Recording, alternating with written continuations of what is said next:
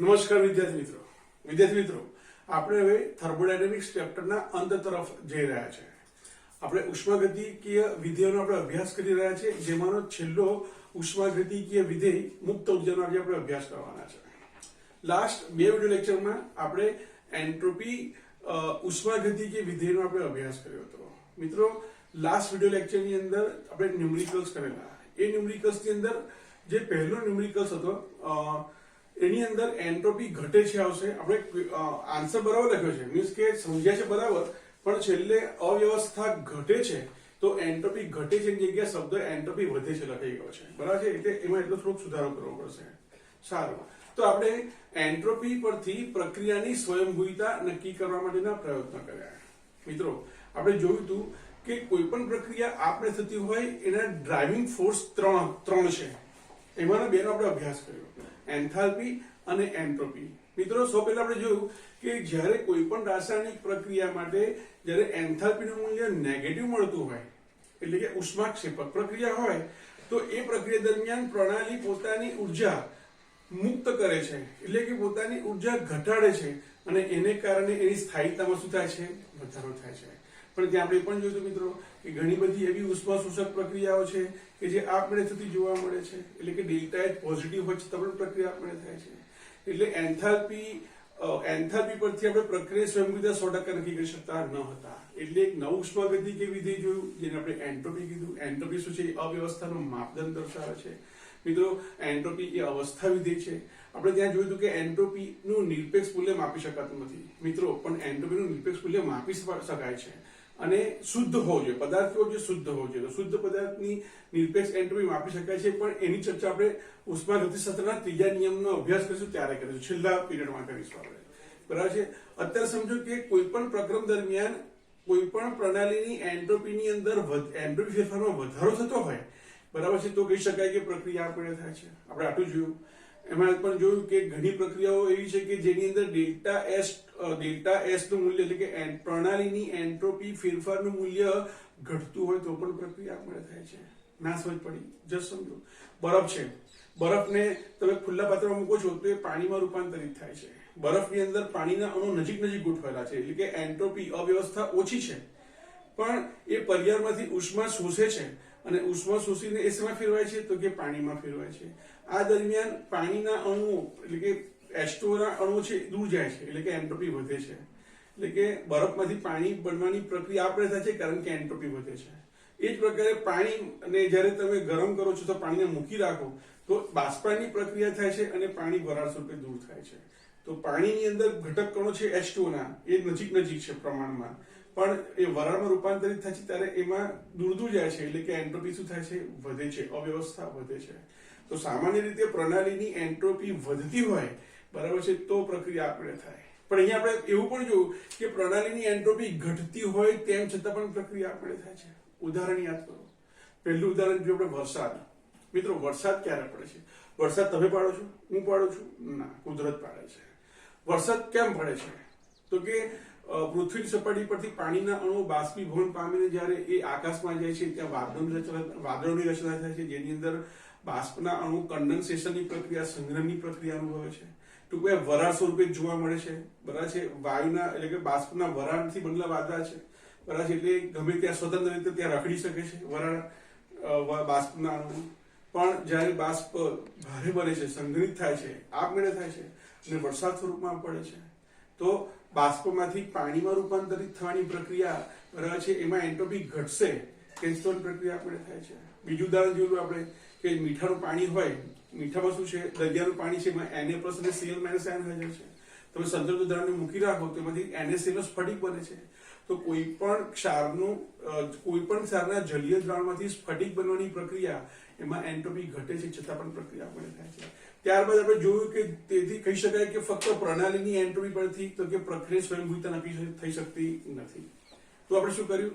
તો કે ત્યારે આપણે શું કર્યું? તો કે કોઈ પણ પ્રક્રમ દરમિયાન પ્રણાલીની એન્ટ્રોપી ફેરફાર અને તે વખતે પર્યાવરણમાં થતા એન્ટ્રોપી ફેરફાર બંનેનો જ્યારે સરવાળો કરવામાં આવે, બરાબર છે। આપણે જોયું મિત્રો કે જ્યારે ડેલ્ટા એસ ટોટલ, એટલે કે ડેલ્ટા એસ સિસ્ટમ અને ડેલ્ટા એસ સરાઉન્ડિંગ પર્યાવરણ, આ બંનેના એન્ટ્રોપી ફેરફારનો તો કે જ્યારે ગણતરી કરીને એનું ટોટલ મૂલ્ય મેળવવામાં આવે અને એ જો ગ્રેટર ધેન 0 થાય તો પ્રક્રિયા કેવી થાય? આપણે થાય.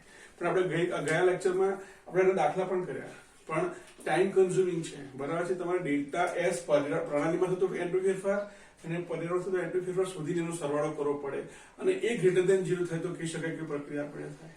પરંતુ આનાથી પણ જો કોઈ સરળ રીતે જો આપણે એન્ટ્રોપી આપણે પ્રક્રિયાની સ્વયંભૂતા નક્કી કરી શકતા હોઈએ, બરાબર છે, તો સરળતાથી પ્રક્રિયાની સ્વયંભૂતા નક્કી કરવા માટે વૈજ્ઞાનિકોએ એક નવું તો કે ઉષ્માગતિકીય વિધેય વિકસાવ્યું, જેને આપણે મુક્ત ઉર્જા, ગિબ્સ મુક્ત ઉર્જા અથવા ગિબ્સ ઉર્જાના નામથી ઓળખીએ છીએ.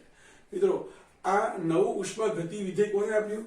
તો કે 1873 માં અમેરિકન વૈજ્ઞાનિક વિલાર્ડ ગિબ્સ નામના વૈજ્ઞાનિકે તો કે આ નવું વિધેય આપ્યું. એને શું કીધું? તો કે દરેક પ્રણાલીની અંદર એવી ઉર્જા હોવી જોઈએ કે જેનો ઉપયોગી કાર્ય કરવા માટે, બરાબર છે, તેનો ઉપયોગ કરી શકાતો હોય. એટલે એને શબ્દ શું આપ્યો? મુક્ત ઉર્જા. એટલે પ્રણાલીમાં રહેલી એવી ઉર્જા કે જેનો ઉપયોગી કાર્ય કરવા માટે ઉપયોગ કરી શકાતો હોય. મિત્રો, સમજવા પ્રયત્ન કરો. દાખલા તરીકે તમે તમારું આઈસીઆઈસીઆઈ બેંકની અંદર તમારા ફાધરનું સેવિંગ્સ એકાઉન્ટ છે, બરાબર છે.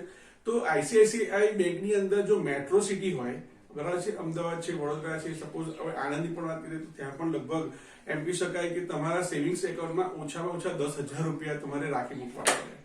ધારો કે તમે આજે 50,000 રૂપિયા જમા, આજે તમે એકાઉન્ટ ખોલાવ્યું તો 50,000 રૂપિયા મૂક્યા, બરાબર. અને પછી ધારો કે તમને આજે નહીં પણ આવતીકાલે, બરાબર, તમને થયું કે 50,000 રૂપિયાની જરૂર પડી. તમે જયારે તમે આઈસીઆઈસીઆઈ બેંકમાં જઈને પૂછો કે મને 50,000 રૂપિયા જોઈએ છે, તો તમને ત્યાં આગળ જે ટેલર હશે, ખજાનચી હશે, શું કહેશે કે તમે મેક્સિમમ 40,000 રૂપિયા ઉપાડી શકશો સર.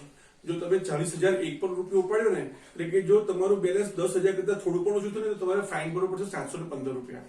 એક્ઝામ્પલ આપું છું, બરાબર છે. તો તમે શું કરશો? તમે ફક્ત 50,000 પછી 40,000 ઉપાડી શકશો. જો વધારે ઉપાડી જશો તો તમારે એનું ફાઇન ભરવો પડશે. તો તમારા માટે ફ્રી પૈસા કેટલા રહ્યા? 50,000 માંથી ફક્ત 40,000 રૂપિયા રહ્યા, બરાબર છે.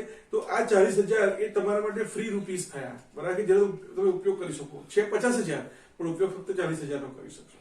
મિત્રો, તમે LIC ની પોલિસી લીધી કે HDFC ની પોલિસી લીધી કે કોઈ પણ કંપનીની તમે જયારે ઇન્સ્યોરન્સ પોલિસી લો છો, અથવા PPF કે PF ની અંદર તમારું એકાઉન્ટ હોય, તમે ખોલ્યું છે, તો એના લગભગ 3 વર્ષ સુધી તો તમે એની અંદર પૈસા જમા કરો છો, તો ક્યારે ઉપયોગ કરી શકવાના નથી.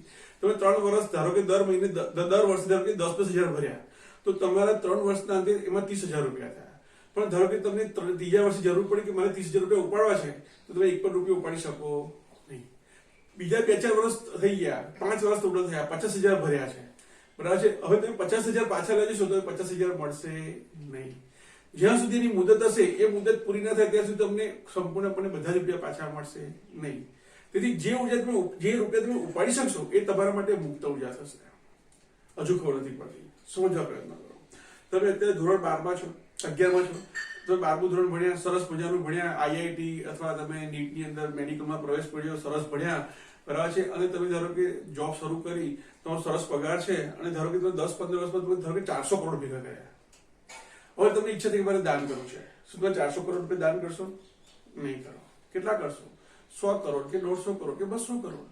તમે કેટલાક રૂપિયા તમારા માટે રાખશો, તમારા ફેમિલી માટે રાખશો, તમારા સંતાનોના કેરિયર માટે રાખશો, બરાબર છે. તમારા જે સગાવાલા છે, તમારા ફાધર મધર છે, સસરા સાસુસરા છે, એમને થોડુંક સેવિંગ રાખશો, અને બાકીનું સેવિંગ છે તમે એનું દાન કરશો. એટલે કે તમે ઉપયોગી કાર્યમાં અમુક જ રકમ વાપરી શકવાના છો, તમારી બધી રકમ વાપરી શકવાના નથી. તો તમે જે રકમ તમે સેવામાં વાપરો છો એ તમારા માટે થઈ જશે ફ્રી રૂપિયો, વધારાના રૂપિયા, મુક્ત રૂપિયા, કે તમે એનો મુક્ત રીતે ઉપયોગ કરી શકો છો. સમજો, આપણું શરીર છે, આપણા શરીરની અંદર પણ એનર્જી રહેલી છે, બરાબર છે. પણ આપણા શરીરની જે એનર્જી છે એની 100% એનર્જીનો આપણે ઉપયોગી કાર્યમાં એનો ઉપયોગ કરી શકતા નથી.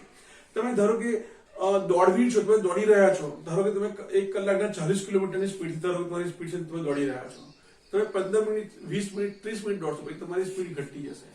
તો 1 કલાક દોડ્યા, 2 કલાક દોડ્યા, 3 કલાક દોડ્યા, 10 કલાક દોડ્યા, તમારી સ્પીડ ધીમે ધીમે ઘટશે, બરાબર. તો તમારા શરીરમાંથી જે એનર્જી છે વપરાઈ રહી છે, હવે તમે એક સમય એવો આવી રહ્યો છે કે તમે બેભાન થવાની અણી પર છો, તમે પડી રહ્યા છો, ગોઠવના મીન્સ કે તમે ચક્કર આવી રહ્યા છે, છતાં પણ તમે ચાલો છો. એક સમય એવો આવે છે કે તમે બેભાન થઈને પડી જાઓ છો, તો શું તમે તે સમયે તમે તમારા શરીરની 100% એનર્જીનો ઉપયોગ કર્યો છે ખરો? ના. કેમ? તો કે તમે તમારા શરીરમાં રહેલી 100% એનર્જીનો ક્યારેય યુઝફુલ વર્ક એટલે કે ઉપયોગી કાર્યમાં ઉપયોગ કરી શકવાના નથી. તમારા શરીરની અંદર જે રાસાયણિક પ્રક્રિયાઓ થઈ રહી છે, તમે યાંત્રિક કાર્ય કરી રહ્યા છો. તમારા શરીરની અંદર ફેફસા છે, હૃદય છે, બરાબર છે, આ બધા જ તો કે કિડની છે, તો કે લીવર છે, દરેક પોતાનું કામ કરી રહ્યું છે. તો એના માટે આપણે એને એનર્જી જોઈએ. સાથે સાથે આપણા શરીરની અંદર જેટલા પણ કોષ છે, જેટલા પણ રાસાયણિક પદાર્થો છે, એમાં પણ રાસાયણિક ઉર્જા છે. તો એ રાસાયણિક ઉર્જાનું પણ આપણે રૂપાંતર કરી શકતા નથી. બરાબર છે. ધારો કે તમે ઈચ્છો છો કે 100% રાસાયણિક બધી જ ઉર્જાનું તો કે ઉપયોગી કાર્યમાં રૂપાંતર કરવા જવું, તો છેલ્લે તમે મરી જશો, તો પણ તમારા શરીરની 100% એનર્જીનો તમે યુઝફુલ વર્કમાં તો તેનો ઉપયોગ કરી શકવાના નથી. આમ મિત્રો એમ કહી શકાય કે કોઈ પણ પ્રણાલીમાં રહેલી એવી ઉર્જા કે જેનો કાર્ય કરવામાં ઉપયોગ કરી શકાતો હોય તેવી મહત્તમ ઉપયોગી કાર્યમાં વપરાઈ શકે તેવી પ્રાપ્ય ઉર્જાને શું કહેવાય? મુક્ત ઉર્જા કહેવાય. તો વ્યાખ્યા જો શું કહે છે? પ્રણાલીમાં રહેલી કુલ ઉર્જા પૈકી જે ઉર્જા ઉપયોગી કાર્ય કરવા માટે પ્રાપ્ય હોય છે, બરાબર છે, જે ઉર્જા ઉપયોગી કાર્ય કરવા માટે પ્રાપ્ય હોય છે તે ઉર્જાને શું કહીશું? મુક્ત ઉર્જા. અંગ્રેજીમાં એને કહેવાય ફ્રી એનર્જી. ગિબ્સ વૈજ્ઞાનિકે તો કે આ શબ્દ ઉછાળ્યો, એટલે કે આ શબ્દને નામ આપ્યું, બરાબર છે. આથી એના માનમાં એને ગિબ્સ મુક્ત ઉર્જાના નામથી પણ ઓળખવામાં આવે છે. મિત્રો હવે તો કેટલી બુકમાં મુક્ત શબ્દ પણ કાઢી નાખીને ફક્ત ગિબ્સ ઉર્જાના નામથી પણ સંબોધવામાં આવે છે. ગિબ્સનો તો કે પહેલો લેટર કેપિટલ G છે, આથી એને G વડે દર્શાવવામાં આવે છે. જો પ્રક્રિયા પ્રમાણ સ્થિતિમાં થતી હોય તો G નોટ વડે દર્શાવવું પડે. તો એને વ્યાખ્યાયિત કેવી રીતે કર્યું? ગિબ્સ મુક્ત ઉર્જાનું ગાણિતિક સ્વરૂપ કેવી રીતે આવ્યું?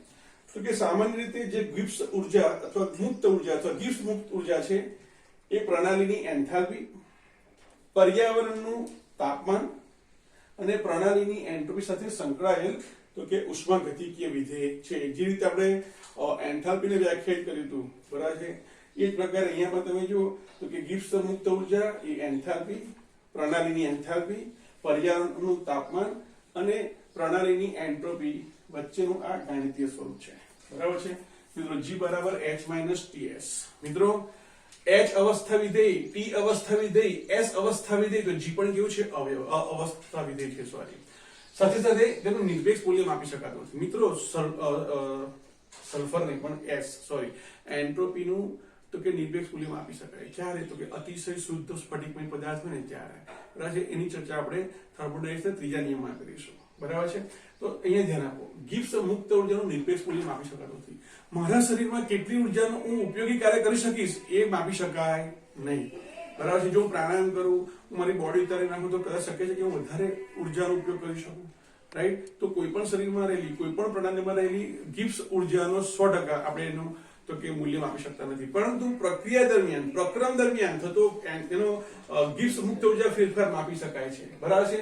તો બંને વચ્ચે ડેલ્ટા મૂકો તો ડેલ્ટા G બરાબર delta H minus delta TS થાય, પણ T અચળ છે એટલે આપણે સીધું લખી દીધું T ડેલ્ટા S. મિત્રો અહીંયા યાદ રાખશો શું?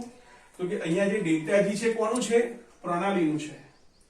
ડેલ્ટા G કોના માટે છે? પ્રણાલીની ડેલ્ટા G છે. ડેલ્ટા H કોનું છે? તો કે પ્રણાલી માટે છે. ડેલ્ટા S તો કે પ્રણાલીમાં થતો એન્ટ્રોપી ફેરફાર છે, અને T શું છે? એ પર્યાવરણમાં થતો એન્ટ્રોપી ફેરફાર છે, બરાબર છે. સોરી, T એ શું છે? તો કે પર્યાવરણનું તાપમાન છે, બરાબર છે. હવે તમે સમજવા પ્રયત્ન કરજો મિત્રો, તેનો એકમ શું છે? તો કે ઉર્જાનો એકમ શું છે? જૂલ અથવા કેલરી છે. સામાન્ય રીતે તેને જૂલમાં માપવામાં આવે છે. જો કોઈ પણ પ્રક્રિયા દરમિયાન પ્રક્રિયક અને નિપજમાં થતા એન્થાલ્પી ફેરફારના મૂલ્ય આપણને ખબર હોય તો નિપજોના મુક્ત ઉર્જા ફેરફારના મૂલ્યમાંથી પ્રક્રિયકોની મુક્ત ઉર્જાના ફેરફારને માઇનસ કરવામાં આવે તો પ્રક્રિયા દરમિયાન થતો ગિબ્સ મુક્ત ઉર્જા ફેરફાર માપી શકાય છે. મિત્રો હવે આપણે ગિબ્સ મુક્ત ઉર્જા ફેરફાર અને સ્વયંભૂતા બરાબર છે કેવી રીતે નક્કી કરી શકાય ગિબ્સ મુક્ત ઉર્જા ફેરફાર દ્વારા, એને સમજવા માટે પ્રયત્ન કરીશું. તો આપણે જાણીએ છીએ કે જો મારે એન્ટ્રોપી પરથી અગર પ્રક્રિયા સ્વયંભૂતા નક્કી કરવી હોય તો ડેલ્ટા S ટોટલમાં ડેલ્ટા S પ્રણાલી અને ડેલ્ટા S પર્યાવરણને માપવું પડે, અને જો એ ગ્રેટર ધેન 0 થાય તો કહી શકાય કે પ્રક્રિયા આપમેળે થશે. ધ્યાન આપો. એટલે હું શું કરું છું તો કે ડેલ્ટા S ના આ સમીકરણ પરથી આપણે ડેલ્ટા G ને આપણે વ્યાખ્યાયિત કરી નાખીએ તો આપણને ખબર પડી જશે કે ભાઈ પ્રક્રિયા સ્વયંભૂતા ડેલ્ટા જી પરથી કેવી રીતે નક્કી થાય. તમારે યાદ નથી રાખવાનું, ફક્ત હું શું કરું છું એ જોવા જસ્ટ પ્રયત્ન કરજો સમજવા. અહીંયા શું કે છે તો અહીંયા તમે જો અહીંયા પ્રણાલી છે, અહીંયા પ્રણાલી છે, અહીંયા પ્રણાલી છે, અહીંયા પ્રણાલી નથી તો હું એને પ્રણાલીમાં ફેરવા પ્રયત્ન કરીશ. તો અહીંયા તમે જો અહીંયા ડેલ્ટા એસ નું વ્યાખ્યા પછી સૂત્ર શું બને? ડેલ્ટા એસ બરાબર ડેલ્ટા એચ અપોન ટી થાય. તો જો પર્યાવરણ માટે તો શું લખાય?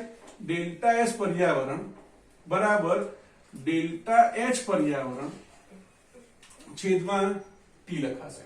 મિત્રો બરાબર છે, પણ મારે તો અહીંયા પ્રણાલી જોઈએ છે, મારે અહીંયા પ્રણાલી છે તો મારે એને પ્રણાલીમાં ફેરવવું છે. તો હું શું કરીશ તો કે એને પ્રણાલીમાં ફેરવવું હોય તો તમે જુઓ કોઈ પણ પ્રક્રમ દરમિયાન જો પ્રણાલી ઉષ્મા મુક્ત કરતી હોય, પ્રણાલી ઉષ્મા મુક્ત કરતી હોય તો પ્રણાલી માટે એ ઉષ્માક્ષેપક પ્રક્રિયા થઈ ગઈ એટલે ડેલ્ટા એચ નેગેટિવ થાય. પણ પર્યાવરણને તે ઉષ્મા મળે છે તો શું થઈ જાય? ઉષ્મા શોષક પ્રક્રિયા થાય. સમજો મેં ખુલ્લા પાત્રમાં બરફ મૂક્યો છે, બરફ તો કે પ્રણાલી, બરફ એટલે પ્રણાલી પર્યાવરણમાંથી ઉષ્મા મેળવે છે એટલે એના માટે ઉષ્મા શોષક પ્રક્રિયા થઈ, ડેલ્ટા એચ ધન થયો. પણ પ્રણાલી ઉષ્મા ગુમાવી તેના માટે ડેલ્ટા એચ એવો થઈ ગયો? નેગેટિવ થઈ ગયો. એથી કહી શકાય કે કોઈ પણ પ્રક્રમ માટે, કોઈ પણ પ્રક્રમ માટે ડેલ્ટા એચ પર્યાવરણ અને ડેલ્ટા એચ પ્રણાલીનું મૂલ્ય કેવું હોય? સેમ હોય. પરંતુ જો ડેલ્ટા એચ પર્યાવરણ જો ધન હોય તો ડેલ્ટા એચ પ્રણાલી કેવું થઈ જાય? ઋણ થઈ જશે. બરાબર. કોઈ ઉષ્મા શોષે છે તો બીજી ઉષ્મા મુક્ત કરતી હોય. અહીંયા ડેલ્ટા એચ પોઝિટિવ છે એટલે ડેલ્ટા એચ પ્રણાલી કેવું થાય? નેગેટિવ થાય. તો એની પરથી આપણે લખી શકીએ ને? બરાબર છે. હું અહીંયા જ લખું છું, આ વસ્તુ અહીંયા લખી દઉં. ઇઝ ઇક્વલ ટુ શું લખાશે અહીંયા આગળ? તો કે માઇનસ, જગ્યાના ભાવે હું અહીંયા લખી દઉં છું, minus delta H upon D પ્રણાલી. બરાબર છે. તો હવે હું આ જે કિંમત છે પર્યાવરણની જગ્યાએ હું આ કિંમત મૂકી દઉં તો સૂત્ર શું બનશે?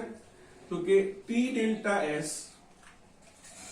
બરાબર ડેલ્ટા એસ પ્રણાલી વત્તાની ડેલ્ટા એસ પર્યાવરણ જગ્યાએ શું થશે? માઇનસ ડેલ્ટા એચ ટી એટલે માઇનસ ડેલ્ટા એચ પ્રણાલી છેદમાં ટી.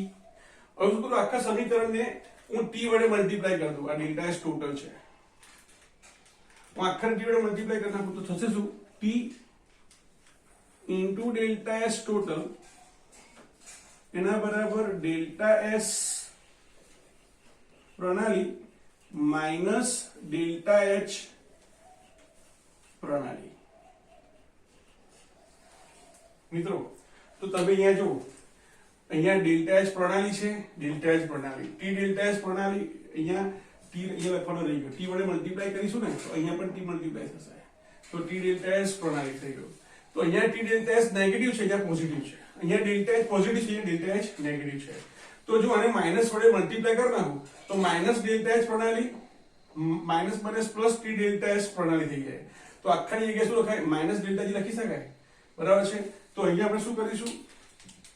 તો અહીંયા આપણે લખીશું અહીંયા ટી ડેલ્ટા એસ ટોટલ એના બરાબર થઈ જશે માઇનસ ડેલ્ટા જી. બરાબર છે. એ તો ખબર પડી. ટી ડેલ્ટા એસ ટોટલ બરાબર માઇનસ ડેલ્ટા જી કેવી રીતે લખાય ખબર પડી. આપણે શું કર્યું તો કે અહીંયા આપણે જે ઇક્વેશન મળ્યું આ ઇક્વેશનને આ ઇક્વેશન સાથે સરખામણી કરી તો ડેલ્ટા એચ પોઝિટિવ હતો, અહીંયા ડેલ્ટા એચ નેગેટિવ છે. અહીંયા ટી ડેલ્ટા એચ નેગેટિવ છે, અહીંયા પોઝિટિવ છે. તો આને આપણે શું કર્યું? નેગેટિવ વડે મલ્ટીપ્લાય કરી નાખ્યું તો માઇનસ ડેલ્ટા એચ પ્રણાલી વત્તા ટી ડેલ્ટા એચ પ્રણાલી આ થઈ જશે. તો અહીંયા માઇનસ ડેલ્ટા જી લખી દીધું. તો હવે કહી શકાય ને કે આપણે જાણીએ છીએ કે ડેલ્ટા એસ ગ્રેટર ધેન 0 હોય. બરાબર છે. એનો અર્થ થયો કે T delta S greater than 0 હોય. બરાબર છે. એનો અર્થ થયો કે ડેલ્ટા જી કેવો હોય? માઇનસ હોય એટલે કે લેસ ધેન 0 હોય. તો પ્રક્રિયા કેવી થાય? આપમેળે થાય. આ ડેલ્ટા જી કોનો છે? પ્રણાલીનો છે. તો ફક્ત તમારે અહીંયા પ્રણાલી પર્યાપ્ત તમારે કોઈ નિસ્બત લેવા કરવાની નથી, ફક્ત તમે પ્રણાલીની તમે જ્યારે ડેલ્ટા જી મેળવી લો તો તમે કહી શકો કે પ્રક્રિયા સ્વયંસ્ફુરિત હશે. તો મિત્રો જુઓ, આપણે પ્રણાલીની મુક્ત ઉર્જા પરથી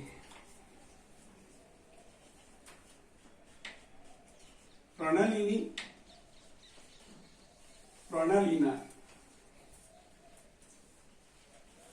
મુક્ત ઉર્જા ફેરફાર દ્વારા સ્વયંભૂતા નક્કી કરી શકીએ છીએ. સ્વયંભૂતાનો અર્થ શું થયો? પ્રક્રિયા આપમેળે થાય છે કે નહીં તે નક્કી કરી શકીએ છીએ. બરાબર છે? ધ્યાન આપજો મિત્રો. અહીંયા આપણે સૂત્ર શું છે? ડેલ્ટા જી બરાબર delta H minus D delta S. જો પ્રક્રિયા પ્રમાણિત સ્થિતિમાં થતી હોય તો અહીંયા નોટ મૂકવું પડે. બરાબર છે?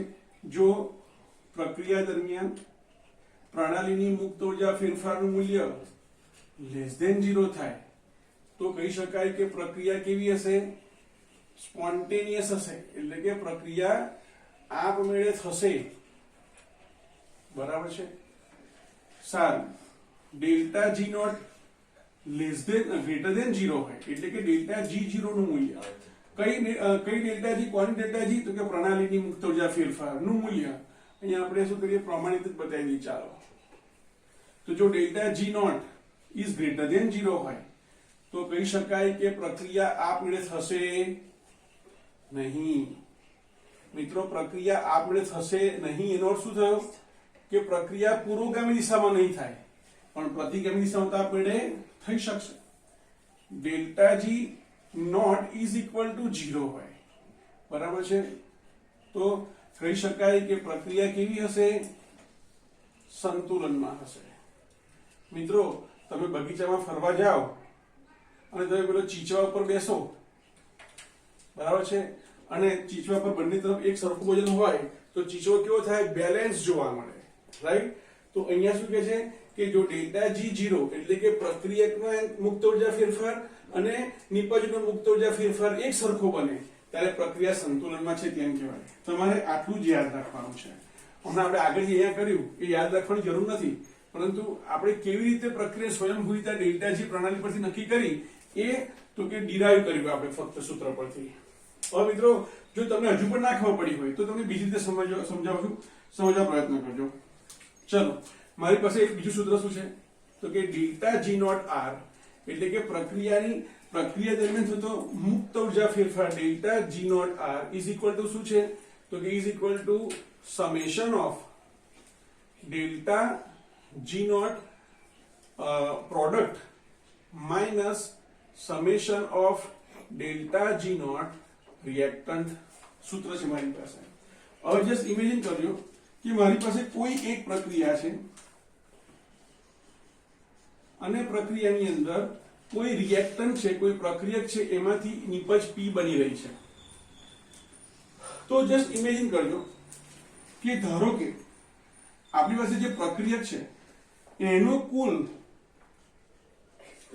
કુલ મુક્ત ઉર્જા ફેરફાર ડેલ્ટા GR બરાબર છે એ ડેલ્ટા G નોટ P કરતા ધારો કે વધારે છે. આ કેવો છે? વધારે છે. આ કેવો છે? ઓછો છે. તો અહીંયા જે પ્રણાલી છે આપણી એ જ્યારે પ્રક્રિયા સ્વરૂપમાં છે, પ્રક્રિયક સ્વરૂપમાં છે ત્યારે એની પાસે ઉર્જા કેવી છે? વધારે છે. અને જ્યારે પ્રોડક્ટમાં ફેરવાય છે ત્યારે ઉર્જા કેવી થઈ ગઈ? ઘટી ગઈ. મિત્રો, અહીંયા ઉર્જા ઘટે છે, અહીંયા ઉર્જા વધારે છે એટલે એને શું કર્યું? તો કે ઉર્જાને મુક્ત કરી. ગિબ્સ મુક્ત ઉર્જાને શું કરી? એને તો કે મુક્ત કરી. બરાબર છે? તો તમે જુઓ, ડેલ્ટા જીપી નું મૂલ્ય ઓછું થશે, ડેલ્ટા જીઆર નું મૂલ્ય વધારે થશે તો ડેલ્ટા જી કેવો થશે? નેગેટિવ થશે. તેથી ડેલ્ટા જી કેવો થશે? નેગેટિવ થશે. બરાબર છે? અને અહીંયા પ્રણાલી પોતાની ઉર્જા ઘટાડે છે અને ઉર્જા ઘટે છે તેથી સ્ટેબિલિટી કેવી થાય? તો કે સ્ટેબિલિટી ઇન્ક્રીઝ થાય. બરાબર છે? અને ઇન્ક્રીઝ થાય તેથી પુરોગામી પ્રક્રિયા કેવી થાય? આપમેળે થાય. ધારો કે બીજી કોઈ પ્રક્રિયા છે, બરાબર છે, એ પણ R થી P સુધીની પ્રક્રિયા છે. એ પણ કેવી છે? તો કે પ્રક્રિયા R થી P સુધીની છે. પણ અહીંયા તો કે પ્રક્રિયકની એન્થાલ્પી, પ્રક્રિયકના મુક્ત ઉર્જા ફેરફાર, પ્રક્રિયકના મુક્ત ઉર્જા ફેરફાર કરતા જે નિપજ છે એનો મુક્ત ઉર્જા ફેરફાર બરાબર છે ધારો કે વધારે છે, એનો શું થયો તો કે અહીંયા એને ઉષ્મા મેળવી બરાબર છે, એની ઉર્જા વધી ગઈ અને ઉર્જા વધી તો સ્ટેબિલિટી કેવી થાય? ઘટે બરાબર છે. તો તમે જો અહીંયા જે નિપજ છે એની મુક્ત ઉર્જા વધારે હોય અને નિપજની મુક્ત ઉર્જા વધારે હોય અને પ્રોડક્ટ જે પ્રક્રિયક છે એની મુક્ત ઉર્જા ઓછી હોય તો ડેલ્ટા જી કેવો થાય? તો તે વખતે ડેલ્ટા જી નું મૂલ્ય કેવું થશે? પોઝિટિવ થશે. અહીંયા મુક્ત ઉર્જામાં વધારો થયો અને મુક્ત ઉર્જામાં વધારો થાય તો સ્ટેબિલિટી કેવી થાય? ઘટે બરાબર છે. તો તે વખતે પ્રક્રિયા કઈ દિશામાં થાય? પ્રતિગામી દિશામાં થાય. હવે ખબર પડી? જો પ્રક્રિયા આપણે થતી ના હોય તો પ્રક્રિયા પ્રતિગામી દિશામાં થતી હોય, જો પ્રક્રિયા આપણે થાય તો એ પૂર્વગામી દિશામાં થશે તેમ કહી શકાય. આ ફક્ત સમજવા માટેનું છે. તમારે તો આ સૂત્ર યાદ રાખવાનું છે અને આ એની કન્ડિશન્સ યાદ રાખવાની છે. મિત્રો હવે સૂત્રની અંદર તમે જુઓ ડેલ્ટા જી બરાબર delta S minus T delta S બરાબર છે. તો કઈ કઈ કન્ડિશનની અંદર ડેલ્ટા જી નું મૂલ્ય લેસ ધેન 0 થઈ શકે એ નક્કી કરવું છે આપણે બરાબર છે. તો આપણે અહીંયા લખીશું કે ડેલ્ટા જી પર તાપમાનની અસર બરાબર છે અને સ્વયંભૂતા. ટૂંકમાં જે ઇક્વેશન છે આ ઇક્વેશનની અંદર ડેલ્ટા એચ અને ડેલ્ટા એસ ના મૂલ્યો બદલો છો બરાબર છે, તે દરમિયાન ડેલ્ટા જી ક્યારે ક્યારે લેસ ધેન 0 થશે જેથી પ્રક્રિયા પણ થશે એની આપણે વાત કરવાની છે મિત્રો. તો અહીંયા તમે જુઓ, અહીંયા મારી પાસે છે ડેલ્ટા એચ, ટી તો હંમેશા પોઝિટિવ જ આવવાનું છે, અહીંયા છે મારી પાસે ડેલ્ટા એસ. હવે ધ્યાન આપજો મિત્રો, આપણે અત્યાર સુધી જે ભણી ગયા એના આધારે જ્યારે ડેલ્ટા એચ નું મૂલ્ય નેગેટિવ હોય એટલે કે પ્રક્રિયા ઉષ્માક્ષેપક હોય તો પ્રક્રિયા કેવી થવાની છે? આપમેળે થવાની છે. કેમ? પોતે ઉષ્મા મુક્ત કરે છે માટે એની સ્થિરતા કેવી થાય? અલા ઉર્જા ઘટે તો સ્થિરતા વધે. તો ડેલ્ટા એચ નેગેટિવ હોય, ધારો કે કોઈ પ્રક્રમ માટે ડેલ્ટા એચ નું મૂલ્ય નેગેટિવ હોય અને ડેલ્ટા એસ તો કે જો ડેલ્ટા એસ ગ્રેટર ધેન 0 થતો હોય એટલે કે અવ્યવસ્થા વધતી હોય તો પ્રક્રિયા આપમેળે જ થવાની છે. તો પ્રક્રિયા કેવી થાય? આપમેળે જ થાય બરાબર છે. તમે આ આની અંદર કિંમત મૂકો, ધારો કે ડેલ્ટા એચ -20 મૂકી છે ધારો દાખલા તરીકે બરાબર છે, ઓછા ટેમ્પરેચર ધારો કે 50 છે, ઇમેજિન કરજો, અને ડેલ્ટા એસ ધારો કે 20 છે તો 50 એટલે આ પણ નેગેટિવ અને આ પણ નેગેટિવ, બંને નેગેટિવ હોય તો ડેલ્ટા જી નેગેટિવ જ થાય બરાબર છે. તો તાપમાન અનુસંધાનમાં શું કહી શકાય? તો કે તાપમાનનું કોઈ પણ મૂલ્ય હોય, તાપમાનના કોઈ પણ મૂલ્યે પ્રક્રિયા કેવી હશે? આપમેળે હશે બરાબર છે. હવે એનાથી બિલકુલ વિરુદ્ધ પ્રક્રિયા લઈએ, ધારો કે ડેલ્ટા એચ પોઝિટિવ છે અને ધારો કે ડેલ્ટા એસ નેગેટિવ છે બરાબર છે. આપણે જોયું હતું કે ડેલ્ટા એચ જ્યારે પોઝિટિવ હોય એટલે કે કેટલીક પ્રક્રિયા દરમિયાન જ્યારે ઉષ્મા મેળવતો હોય, ઉષ્મા શોષક હોય ત્યારે પણ પ્રક્રિયા આપણે થતી હતી. એનાથી ઉલટું આપણે પણ જોયું હતું ડેલ્ટા એસ માટે કે જેમ મોટા ભાગે તો કે પ્રણાલી જ્યારે એન્ટ્રોપી ફેરફારમાં વધારો કરતી હોય ત્યારે પ્રક્રિયા આપણે થતી હોય, પરંતુ કેટલીક પ્રક્રિયાઓ એવી છે કે જેની અંદર એન્ટ્રોપી ફેરફાર ઘટતો હોય તો પણ પ્રક્રિયા આપણે થતી હોય.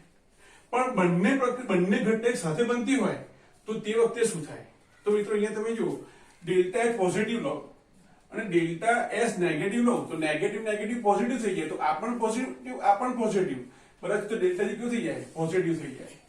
તો જ્યારે ડેલ્ટા એચ પોઝિટિવ હોય, ડેલ્ટા એસ નેગેટિવ હોય તો કોઈ પણ તાપમાનના કોઈ પણ મૂલ્ય માટે, તાપમાનના કોઈ પણ મૂલ્યે પ્રક્રિયા આપમેળે થશે નહીં. હવે ધારો કે ઇમેજિન કરો કે ડેલ્ટા એચ નેગેટિવ છે અને ડેલ્ટા એસ પણ નેગેટિવ છે બરાબર છે, અથવા ડેલ્ટા એચ પોઝિટિવ છે અને ડેલ્ટા એસ પોઝિટિવ છે. આ બે કન્ડિશનમાં તાપમાનની પરિસ્થિતિ કેવી હશે એ સમજવું પડે મિત્રો આપણે. તો અહીંયા તમે જુઓ, આપણે સૂત્ર લખીએ ડેલ્ટા જી લેસ ધેન 0 હોય તો પ્રક્રિયા આપમેળે થાય બરાબર છે. તો તમે અહીંયા જુઓ ડેલ્ટા જી લેસ ધેન 0 લઈએ આપણે બરાબર, અને અહીંયા લઈએ આપણે ડેલ્ટા જી, ચલો એક પણ ડેલ્ટા જી લેસ ધેન 0 થવો જોઈએ એટલે મને આ રીતે લખું છું ડેલ્ટા જી લેસ ધેન 0 થાય, બરાબર છે. તો આપણે બંને કન્ડિશન નેગેટિવ નેગેટિવ હોય તે વખતની વાત કરીએ. તો તમે જુઓ delta H minus T delta S is less than 0 થાય, બરાબર છે. હવે તમે જુઓ અહીંયા હું ટી ડેલ્ટા એસ પેલી બાજુ મૂકી દઉં તો લખાશે શું? Delta H is less than T delta S લખાશે, બરાબર છે. તો મારું જે તાપમાનનું કામ છે તો અહીંયા હું શું કરું? Delta H. હવે તમે અહીંયા જુઓ, હવે એક મિનિટ અહીંયા ધ્યાન આપ્યું, આ delta H less than T delta S છે. અહીંયા ડેલ્ટા એચ નું મૂલ્ય કેવું છે? નેગેટિવ છે. અહીંયા ડેલ્ટા એચ નું મૂલ્ય કેવું છે? નેગેટિવ છે. એટલે અહીંયા લખાશે શું? Minus delta H minus delta H minus T delta S. મિત્રો બંને બાજુ નેગેટિવ છે તો મારે નેગેટિવ મલ્ટીપ્લાય કરું તો અસમતા બદલાઈ જાય, બરાબર છે. તો શું થઈ જશે? અહીંયા delta H is greater than T delta S થશે. તો તે સમયે શું થશે? Delta H upon delta S નું મૂલ્ય, બરાબર છે, એનો જે ફેરફાર છે, બરાબર છે. તો તાપમાન કેવું રાખવું પડશે? અગર ડેલ્ટા એચ અને ડેલ્ટા એસ નો ગુણોત્તર માટે, બરાબર છે, તાપમાન કેવું રાખવું પડશે? જો નીચું હશે તો પ્રક્રિયા આપમેળે થશે, બરાબર છે. તો જો ડેલ્ટા એચ નેગેટિવ હોય અને ડેલ્ટા એસ પણ નેગેટિવ હોય તો તે સમયે જ્યારે નીચું તાપમાન હશે, બરાબર છે, નીચા તાપમાને પ્રક્રિયા આપમેળે થશે. અને ધારો કે ડેલ્ટા એચ પોઝિટિવ હોય અને ડેલ્ટા એસ નેગેટિવ હોય, બરાબર છે. તો સૂત્ર અહીં સુધી તો એનું જ રહેશે, બરાબર છે. Delta H less than T delta S. તો delta H upon delta S is less than T થાય, બરાબર છે. એનો અર્થ એવો થયો કે તાપમાનનું મૂલ્ય જો વધારે રાખવામાં આવે તો તે વખતે ડેલ્ટા જી લેસ ધેન 0 થશે, બરાબર છે. તો બંને પોઝિટિવ હોય, બરાબર છે. તો તે સમયે શું થશે? અહીંયા અસમતા બદલાય નહીં કારણ કે બંનેના મૂલ્ય પોઝિટિવ છે, બરાબર છે. તેમાં કોઈ ફેરફાર થવાનો નથી. અહીંયા બંને નેગેટિવ હતા એટલે આપણે અસમતા બદલવી પડી, બરાબર છે.